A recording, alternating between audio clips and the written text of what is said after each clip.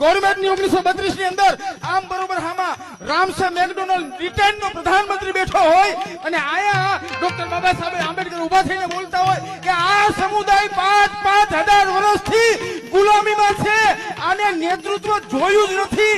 જો ભારત વર્ષ અને આગળ લઈ આવવા માંગતું હોય તો આને અલગ વ્યવસ્થા દેવી પડશે ને દેવી પડશે. એટલે રામસે મેકડોનાલ્ડે કીધું કે તો બાબા સાહેબ શું કરી શકાય? તો કે આને અલગ મતદાર મંડળ તમારે દેવું પડશે. અને રામસે મેકડોનાલ્ડે ત્યારે લખી દીધું કે હા, આ લોકોને અલગ મતદાર મંડળ આપવામાં આવશે. પછી આયા આવ્યા, આ ગાંધીજી વિરોધમાં આવ્યા, પૂના કરાર થયો અને પૂના કરારમાં આ બે મતનો અધિકાર જાતો કર્યો અને એમાં લખાણ છે કે કઈ વાંધો નહીં, બે મતનો અધિકાર આ જતો થતો હોય તો જ્યારે ભારત દેશનો ઇતિહાસમાં બંધારણ લખાશે તેથી આ લોકોને અનામતની અલગ વ્યવસ્થા આપવી પડશે. એ અનામત ઈ કોઈ ભીખ નથી. તારા બાપના હાજા કકડી જતા,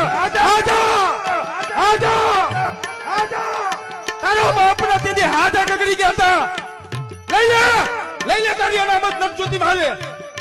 આખા સમાજ વતી જાહેર હું નિવેદન કરું છું, લઈ લે તારી અનામત નથી જોતી. મને ડોક્ટર બાબા સાહેબ આંબેડકરે 1932 ની ગોળ મેજી પરિષદમાંથી મારા માટે અધિકાર આપ્યો હતો ને, એકવાર ઈ જઈને જોઈ લે, પાણી માપી લઈએ તારું ને મારું બેયનું નક્કી તો થાય. અનામત અનામત અનામત અનામત ભીખ નથી, અનામત અધિકાર છે. અનામત ઈ વ્યવસ્થા ઈ છે કે જ્યારે આ પેઢીના ગુલામી, આ પેઢીની જે ગુલામી હતી ને ઈ 5,000 વર્ષથી જે લોકોએ અમને માણસો નહોતા ગણ્યા ને એના મોઢામાં ઝાપટ છે ને ઈ અનામત છે. જે લોકોએ અમારી બેન દીકરીની આબરૂ ઉપર ખિલવાડ કર્યા ઈ લોકોને મોતી પકડવીની વ્યવસ્થા છે ને ઈ અનામત છે.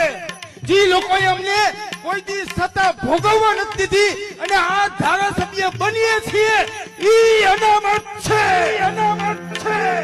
અને ઈ કોઈ ભીખ નથી, ઈ અમારો હક